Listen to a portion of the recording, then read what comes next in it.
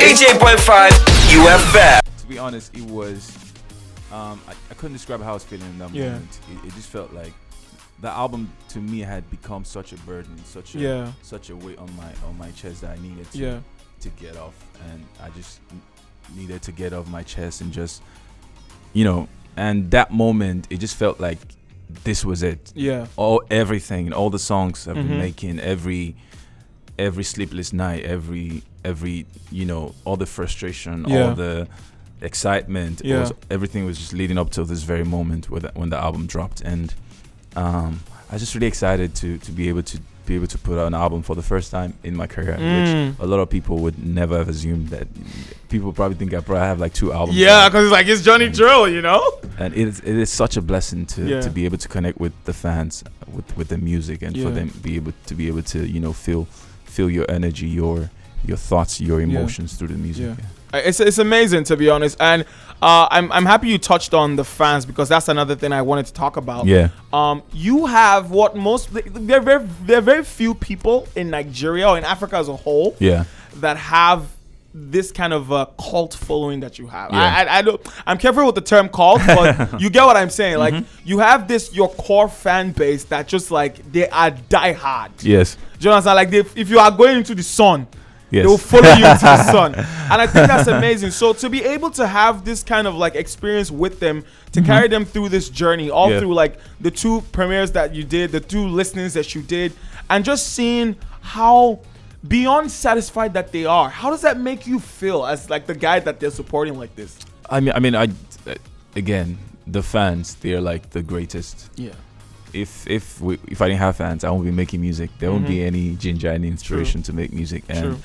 And I like to think of my fan. I don't like to think of my fans as fans or as a cult. I like to think of them as a community. Yes. And that's what I've tried to build over time, like a community of family members. Yeah. Not just people that love my music and they'll come for the shows and scream, but people that actually feel like they're connected to me somehow beyond just the music, and even on more personal levels. And I know a lot of my fans by their names. Yeah, I noticed that. Especially when I come do shows. Yeah. I see them, I recognize some of them, and I'm like, They literally freak out. Exactly, I wanna be able to build that community. Yeah. As I continue with my career. Yeah. The community is gonna get bigger, and it becomes and I'm really excited about the community, the fan base. It's growing. It's really growing. It's amazing. It's really growing. It's wild.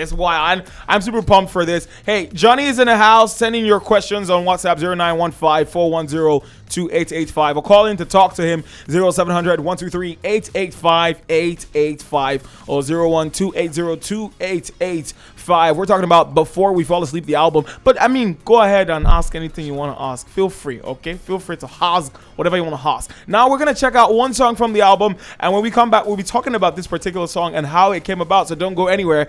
This is Johnny Drille featuring Styl Plus. It's titled Odo. Absolute banger right here on 88.5 UFM. My name is Illo. This is the Morning Run. 88.5 UFM. Johnny Drille and Styl Plus right there. And that one's titled Odo. Johnny, I see what you did with For the Rest of My Life, Curl. I love it. Yeah, just want to chip there and there. Obviously, for many reasons, people want to find out, like, how did this team up with Styl Plus come about? Because this is like the best combo ever. I know, right? Yeah. So me and Styl Plus have been talking for like a while since I think around the time the pandemic started. In March last year ish. Around that period. And we'd spoken about doing the music together. Yeah. But nothing ever really happened. In fact, I was done with the album. The album was finished. It was submitted and all that. And I was even now working on a deluxe version. Wow. And then I was like, damn it. Why didn't I think of this the whole time? And then I was listening to Odo again. Yeah. I mean, it sounded pretty fine. Yeah. But I was like, this sounds like Styl Plus needs to be on the song somewhere.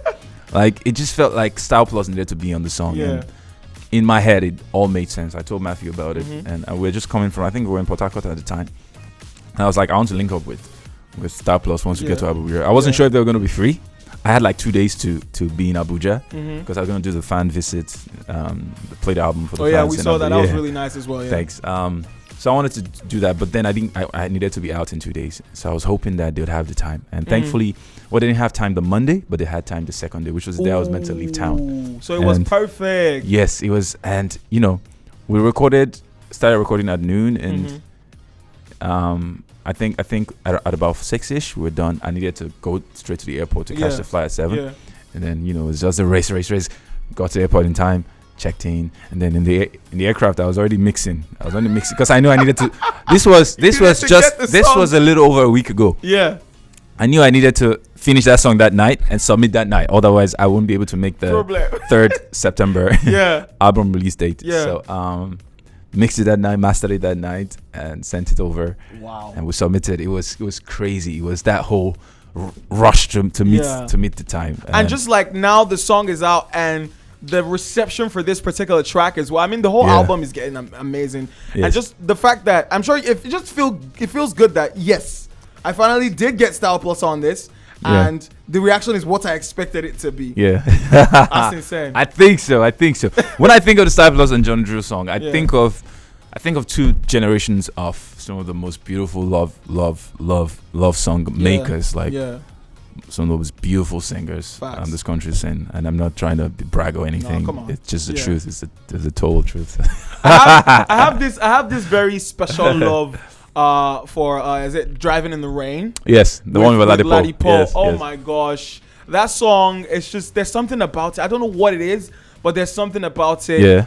And Sell My Soul as well. You were spitting bars. Did you bring out JD for that one? Yes. JD's all over the album. JD dominates the album. Yeah. To be honest, and I don't think a lot of people have noticed with the lettering on the album. Mm-hmm. You see some tracks with small letters and with I noticed that. Yeah. There's a lot of JD in there. There's some Johnny Drille in there as well. Yeah. But JD's fierce. JD got the bars. Because you were spitting bars on Tell My Soul. Like, what's going on here? Bro. When I was done with the album and I was listening back, I was like, yo, what did I do? Did I do that? What did I do? Where did I have to go? What did I drink? And I didn't drink anything. No, it's good vibes. And it's amazing. It's actually amazing. Yeah. Now, I want to talk about this, and I feel like everybody's about to freak out. I saw the video that you posted of you and Jon Bellion. Yes. Now, you have to understand, first of all, that I'm a bloody Jon Bellion fan. Yeah. And I'm a bloody Johnny Drille fan. So seeing Jon Bellion and Johnny Drille sitting down in the same studio, I was like, you know what? You're not going to cry. You're strong. This is not what will make you cry. Johnny Drille will not get to you. You will not cry. Because no, it's insane. It's insane. And I know you're a huge fan of his work, and he's a huge fan of your work. So, I mean, going from someone who, I saw this guy, like his music, you went for his shows, you guys interact, you did a cover of his song or a remix, and then finally you guys are sitting down chopping music together. Walk me through that process, because that's Jon Bellion, man. Yes, I mean, there's a lot I cannot say, but... give us small, just small. But I tell you for free, there's something in the works. There's not something in the works, some things in the works. Hey, you know, I stood up. You're not serious. It's something more elaborate. Than just say do a single, but that's gonna take a bit of time. We have to be able to get to that point. I mean, I know, but I'm even talking about you playing the album for him. Like, what was like? How did he react to all that? Like, what was that about? Did he give you gems? What was that? What was that interaction? I mean, he'd heard some songs from the album way before I even did that listen. Fair enough. And it was just playing him. I think the album I even played for him was not the finished one. It was like two steps to being finished. Okay. And just seeing his reaction, especially to some of the songs on the project. Yeah. And of course, he had a few feedback here and there. Yes. Which I had to go back, and just. So technically, John had a hand. Of course he did. Because JB, he bumps when he hears that. The moment I saw him just tilting his head, I was like, he's into it. John is about, look, when you're in the same room as John, it's very surreal. It's he's all about the music. He's so into the music. Yes. And it's he almost feels like he's some god. And just that excitement. Yeah. I got to hear his next single. Yeah. Let me just put that out there. I got to hear his next single. Before any of you guys. Look at Johnny. Johnny's stunting on us. And bro. Yeah. bro. That guy is on some. He is on something. Is on some level. He It's on some level that's not. It's not of this world. 88.5 UFM. This guy says, good morning. Shay from Aja says, good morning, Elo. Shout out to my favorite man, Johnny Drille. Anything Yes, you drop sir. is legendary and evergreen. Johnny is a blessing to this generation. I pray people appreciate you more and more. I actually have been waiting for this album. Thank you, Johnny. It was a long prayer. And he says, what is your philosophy of life, and who's your mentor and role model in Nigeria and the world at large? Philosophy of life is. I don't have a philosophy of life. I just maybe if my philosophy is pretty much the things that are most important to me. Yeah. And number one is my family. Yes. My family being happy and comfortable. Yes. And number two is my music. Yes. And I guess my philosophy in life is for my people and everyone around me to be happy and healthy and comfortable. And essentially why you make the music then. Exactly. That's why I make the music. It kind of incorporates everything that I do as a person. And what was the other question? And the other question was, who's your mentor and your role model in Nigeria and at the world at large? Mentor. I don't know about mentor. Yeah. I have people that inspire me. Like I've said, Jon Bellion's huge inspiration. Yeah. I've listened to a lot of Laney. Ooh, okay. In the last 1 year. Ish. I'm trying to see. Of course, in the past, I've been very inspired by Mumford and Sons. Oh, yeah. LCT and all that. Yeah. But it's in the last 3-4 years, mostly Jon Bellion. And, listen to Lenny. I mean, I listen to a whole lot of stuff. Yeah. But I don't really think of it as mentorship, so to say. Okay. Now I'm gonna play Ludo next, and you said that song was very, very important to you, and it was it was special to you. So tell us why, and then we'll go straight into the music. Ludo, I mean, it's a lot of times you hear Johnny Drille sing about love and all its beauty and glory and splendor and all that butterfly and sweetness. Yeah. And you never really hear me sing about, the heartbreak side of it. The nasty part. Mm-hmm. And as much as I want people to see how beautiful love is, it's also important to know that it's not all fairy tale and all glamorous all the time. And I wanted to be able to sing about that in a song. Mm-hmm. And I think not just that song, a lot of the songs on the album, including Loving Is Harder, include even Clocks, I think, as well. Clocks as well, like all that complication. And that's why it's special. It's one of those first. I think it's probably one of the first Johnny Drille unloving songs, unconventional loving songs that I ever wrote. Okay, I'm excited people love it. That's amazing. We got more calls, but we'll take them, and more messages. Keep them coming in. We'll take them when we get back. Right now, this one is titled 88.5 UFM. The very first time we spoke about you joining Mavins, I remember one of the things you had said to me then was when you met Jazzy, he was very, very strong on the point of not changing your style and who you are. Yeah. And it's sort of amazing to see how much he supports, because he doesn't support like a label owner. He supports like a co-artist. Mm-hmm. Like as though now me and you they run this thing together. So as far as this album goes, what was his influence over this album, and with the music and with everything that's going on right now, where is he with you? I don't think anything has changed. I don't think a lot has changed since saying about how he's felt about my music running up until now. And I think we have to give the props to him though. Yes. For someone who's successfully over the years had such a master blueprint. Yep. For Afrobeats artists to push Afrobeats artists to be able to push a Johnny Drille or a Ladipo and be successful at that. He doesn't. As far as I'm concerned, Don Jazzy is, when it comes to this our Nigerian music space, of course, Wizkid, Davido doing amazing stuff. But when it comes to the GOAT, the greatest of all time, the person who stayed over time, who has had such impact on literally everybody.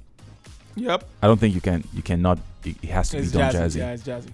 And Jazzy's involved with everybody. Sorry, I'm branching out a little bit, but Jazzy's involved with everybody in the industry, from the comedians to the actors to the musicians. He supports everybody. He's like that big daddy. He's like that big brother.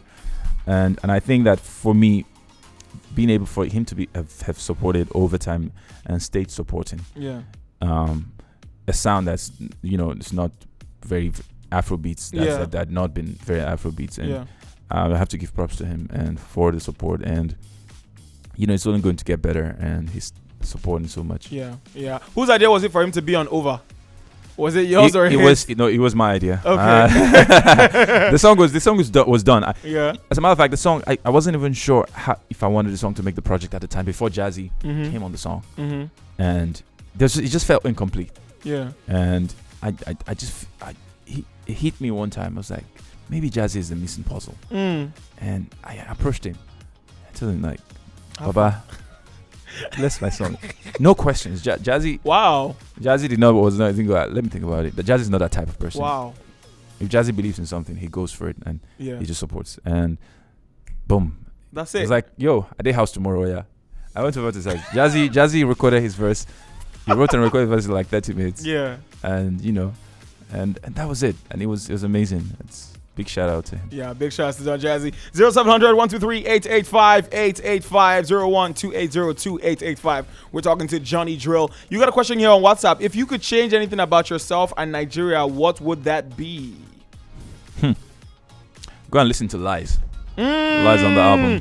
Go and listen to Lies. Go listen to Lies. Yes. You know how I feel about our country and our leaders. Yes, that's actually true. I remember I have the recording of that beginning. And how we made that big. No, it feels great to be able to know that I was in the room when they were making that. I'm like, I know how they made that. I know how they made it. The superstar, the Oscar winner is here, Matthew. Yes, he was. Matthew! He was. I need to give these people props. Oh my gosh. But yeah, actually go listen to Lies. That's actually a song that really slaps hard. And it just I didn't expect that from you, I'm gonna be honest. Because like you said, Johnny is the lover boy. And he's the guy that Johnny's a certified lover boy. That's the real certified lover boy right there. Come on. Loud it. But hearing that song, I was like, yes, I'm happy that you did this. I really am. Okay, so let's talk about Liza. Now, this was a short film you played at the Listening. First of all, what inspired the story? So going into the album, we wanted to make when I spoke with my team, we had the brainstorming session, and we realized we wanted to make this a cinematic album. Yes. Make this as cinematic as it could get with the visuals. Yeah.